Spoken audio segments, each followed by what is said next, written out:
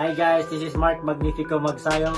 Welcome to A Millionaire Sports. Like, share, subscribe. Mark Magnifico Magsayo, nalalapit na sa pangarap na world title fight.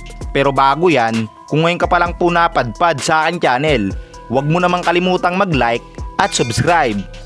Nung nakaraang linggo nga po, napakaganda. Nakuha nga po ni Mark Magsayo ang ikapitong spot.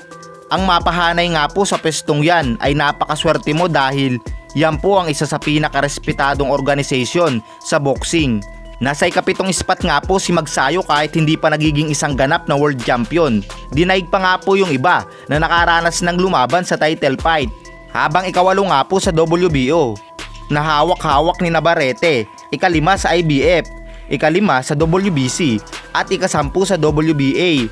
Sa apat na major belt nga po ay napakalapit na ni kaya malaki po ang posibilidad anumang oras ay mapapalaban o mapasabak ang ating kababayan sa isang world title fight base sa huling laban ng ating kababayan na si Magsayo. Ano pong masasabi ninyo mga idol? Pwede na kayang mapalaban sa world title fight o kailangan pang ilaban para mas mahasa pa ang kakayahan sa ilalim ni Freddie Roach? Kung magkakataon nga po mga sir, si Navarrete po ay mahilig lumaban sa mga Pinoy. Kung hindi man po makuha ang unification bout na gusto, posible pong makaharap at pwedeng ikasaang laban kung gugustuhin ng dalawang kampo.